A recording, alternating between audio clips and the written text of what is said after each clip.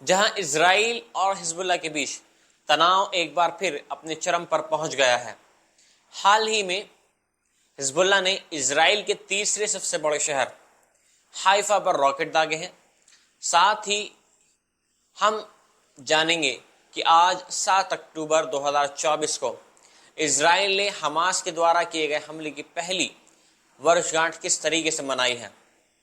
Hezbollah, जो Iran समर्थित एक आतंकी संगठन है, ने हाइफा में एक सैन्य अड्डे पर फादी 1 मिसाइल से हमला किया है। इसके अलावा इजराइल के उत्तरी क्षेत्र तिबेरियास पर भी हमले किए गए हैं। इस हमले में इजराइल की सेना ने कहा कि 135 से अधिक रॉकेट इजरायली इलाके में गिरे हैं, जिनमें से कई को डिफेंस सिस्टम के माध्यम से यानी आयरन ड्रॉम के जरिए नष्ट कर दिया गया है। हाइफा के आसपास 10 लोग घायल हुए हैं और कुछ अन्य घायल भी बताए जा रहे हैं।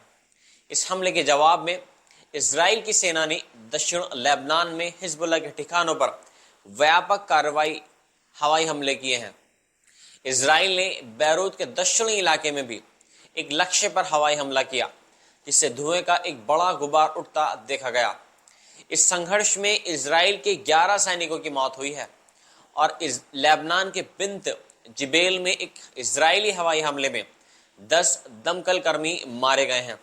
आज इजराइल ने हमास के पहले हमले की पहली वर्षगांठ मनाई है, जिनमें लगभग 1200 लोग मारे गए थे और 250 से अधिक लोग बंधक बना लिए गए थे। यरूशलेम में आयोजित शो कार्यक्रमों में लोगों ने 1 मिनट का मौन रखा।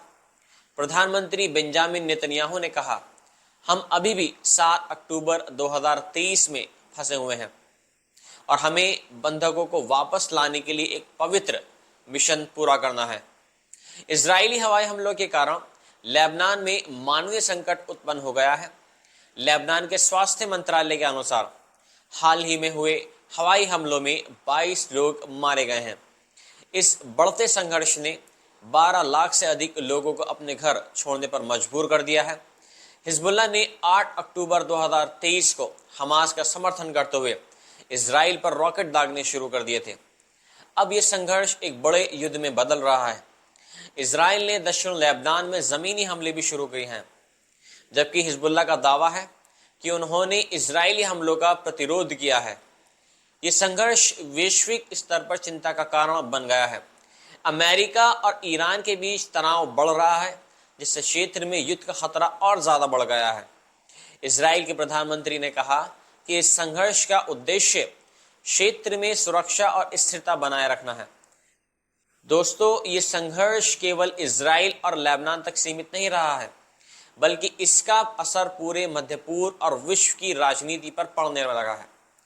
हालात तेजी से बिगड़ रहे हैं और ये देखना बाकी है कि आने वाले दिनों में ये संघर्ष किस दिशा में बढ़ता है। आपके विचार